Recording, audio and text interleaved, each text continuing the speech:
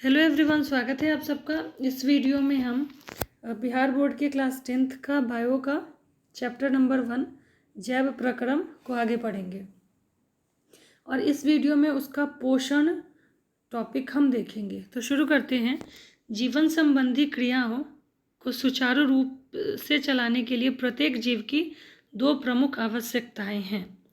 कोई भी जो सजीव है सजीव जीव जंतु है, उसको अपना जीवन संबंधी क्रिया को चलाने के लिए सुचारू रूप से चलाने के लिए दो प्रमुख चीज़ों की आवश्यकता होती है। पहला, जीवन की उपापचयी क्रियाओं के संचालन के लिए निरंतर ऊर्जा की आपूर्ति तथा शरीर की वृद्धि तथा टूटे फूटे ऊतकों की मरम्मत के लिए जीव द्रव्य का निर्माण। पहला क्या हो गया? जीवन की उपापचयी क्रियाओं यानी कि मेटाबॉलिक एक्टिविटी यानी कि रिएक्शन, यानी कि जीवन के संचालन के लिए सबसे महत्वपूर्ण जो चीज़ है वो है मेटाबॉलिक एक्टिविटी यानी कि उपापचयी क्रिया, जिसके कारण ऊर्जा की आपूर्ति होती है। और दूसरा है शरीर में वृद्धि तथा टूटे फूटे ऊतकों को मरम्मत के लिए जीव द्रव्य का निर्माण।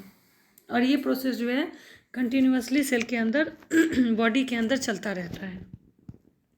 इन आवश्यकताओं की पूर्ति के लिए तथा अपने जीवन के अस्तित्व को बनाए रखने के लिए प्रत्येक जीव को जीवन पर्यंत भोजन की जरूरत होती है।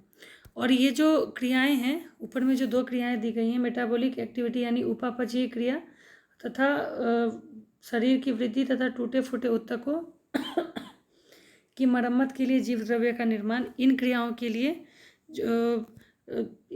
के लिए अस्तित्व को बनाए रखने के लिए प्रत्येक जीव को जीवन पर्यंत किस चीज़ की जरूरत होती है? तो भोजन की जरूरत होती है। भोजन में स्थित विभिन्न तत्व के कारण तत्व ये कार्य करते हैं। भोजन में विभिन्न प्रकार की चीज़ें हम खाते हैं, चावल, दाल, रोटी, सब्जी, और उन सब से हमें क्या मिलता है? पोषण मिलता है। हमारे शरीर को पोषण मिलता है, जिससे हम विभिन्न क्रियाएं कर पाते हैं और हमें ऊर्जा मिलती है। भोजन में ऐसे तत्व पोषक तत्व कहलाते हैं। और भोजन में जो विभिन्न प्रकार की चीज़ें हम खाते हैं पोषण के लिए, उसको हम पोषक तत्व कहते हैं। अतः यह वह विधि जिससे जीव पोषक तत्वों को ग्रहण कर उनका उपयोग करते हैं पोषण कहलाता है। यानी कि वो विधि जिससे कोई भी जीव जंतु पोषक तत्वों को ग्रहण करते हैं और उपयोग करते हैं और ऊर्जा लेते हैं, उसे हम पोषण कहते हैं। पोषण की विधियाँ। जीवों में पोषण मुख्यतः दो विधियों द्वारा होती है। कोई भी जीव जंतु है उसके अंदर पोषण की दो विधि होती है।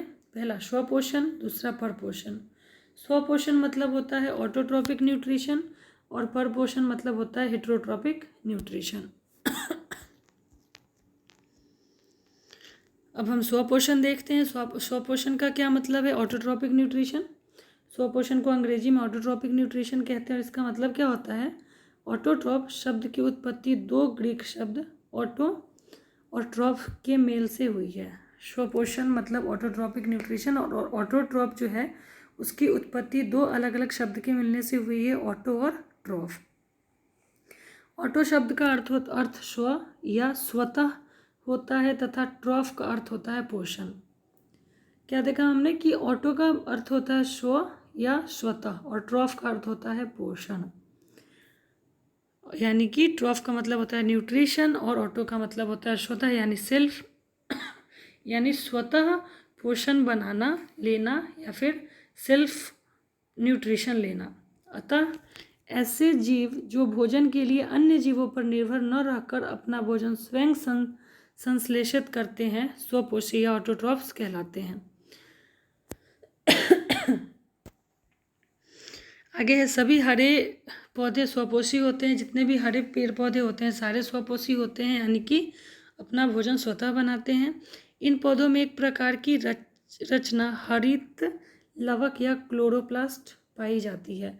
और ये जो हरे पेड़ पौधे होते हैं इनके अंदर एक रचना होती है, प्रकार होता है, जिसको कि हम हरित लवक या फिर क्लोरोप्लास्ट कहते हैं, जिसके कारण ये जो पौधे होते हैं स्वपोषित होते हैं, यानी अपना खाना स्वयं बनाते हैं। क्लोरोप्लास्ट में हरे रंग का वर्णक पिगमेंट होता है जिसे हम क्लोरोफिल कहते हैं। ये जो क्लोरोप्लास्ट होता है इसके अंदर हरे रंग का पिगमेंट होता है, वर्णक होता है, जिसको हम क्लोरोफिल कहते हैं। और ये क्लोरोफिल की उपस्थिति के कारण ही पौधे का रंग हरा दिखता है। पौधा हरा इसलिए ही होता है क्योंकि उसके अंदर क्लोरोफिल की उपस्थिति होती है। ऐसे हरे पौधे सूर्य के प्रकाश से ऊर्जा प्राप्त कर क्लोरोफिल की उपस्थिति में कार्बन डाइऑक्साइड तथा जल के द्वारा अपना भोजन कार्बोहाइड्रेट का संश्लेषण करते हैं। और सूर्य के प्रकाश से ऊर्जा प्राप्त करके क्लोरोफिल की उपस्थिति में पौधे जो है वो कार्बन डाइऑक्साइड और वाटर यानी कि कार्बन डाइऑक्साइड और जल की सहायता से अपना भोजन कार्बोहाइड्रेट बनाते हैं और इस प्रकार से वो संश्लेषण करते हैं। इस प्रक्रिया को ही प्रकाश संश्लेषण कहते हैं। और तो क्या हो गया प्रकाश संश्लेषण का? अगर हम डेफिनेशन देखेंगे तो कि क्लोरोफिल की सहायता से सूर्य के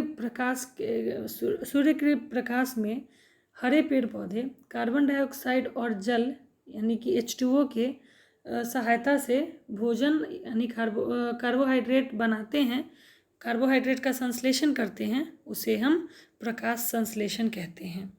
अगले वीडियो में हम पर्णपोषण के बारे में पढ़ेंगे।